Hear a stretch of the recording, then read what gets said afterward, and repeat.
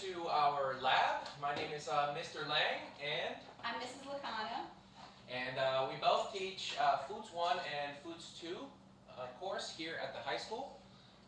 We are part of the Family and Consumer Science cluster, and we're here to just tell you a little bit of what we do, and starting off with our Foods 1 class, which is our introductory class.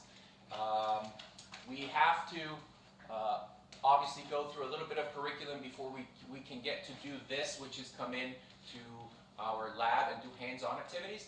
We put a strong emphasis in kitchen safety and sanitation. We move on to understanding what parts of the recipe are important to create an item or a product. We need to make sure that we understand our equipment. I bet you don't know what this is for. So this is one of the things that we have to make sure that each student knows how to properly identify and take care of equipment. What am I missing, Ms. Loiacono? We put a strong emphasis in proper measuring, which is what I'm doing right now, making sure I'm using the proper tools and equipment and techniques, and reading of the recipe and knowing how much each ingredient is versus the measuring tools that we use. Correct. So that's when we actually start coming into the lab and doing hands-on activities. We cover quick breads, for example. We have made biscuits in class before. Anything else you can remember, Ms. Loiacono? We've made biscuits and breads, muffins, when it comes to the quick breads. Quick breads, correct.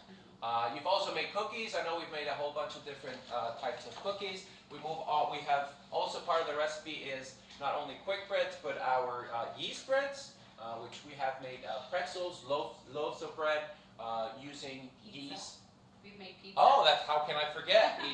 Everybody's favorite pizza. Yes, we make our own dough here. We made our own sauce, and everybody has created their own pizza. We also cover a little bit of table setting and etiquette, and then we move on to Foods 2. Foods 2 is a little different. Foods 2, we do a little more mass production because we get into an entrepreneurial project where students come up with a type of product that they want to sell, and we bring that, we test our recipes, and then once we know what recipe we're going to use, we try to fundraise and sell it to staff, students, and sometimes the community. Also, a very important part of Foods 2 class is the Serve Safe certification, which is a National Restaurant Association test that the department pays for. So each student has a chance to take that test. We go through the material, and if you get certified, you want to go to culinary school, that is a great way to start. If you decide that after high school you want to go to college and you want to wait tables, if you have that certification, that will get you in the door and working way before anybody else that does not have that certification. So I would strongly suggest, if you are leaning toward hands-on activities, if you're leaning to just kind of get an introduction of culinary skills, I suggest you take Foods 1, and if you want to further and finish up and you're thinking about going to culinary school, or you just want to be ready for college and be more self-sufficient, then I will take Foods 2. That way you'll finish up your career path, and you will be ready to cook in college or cook professionally. And right? with that Serve Safe certificate, you're much more respected. It's a highly respected test.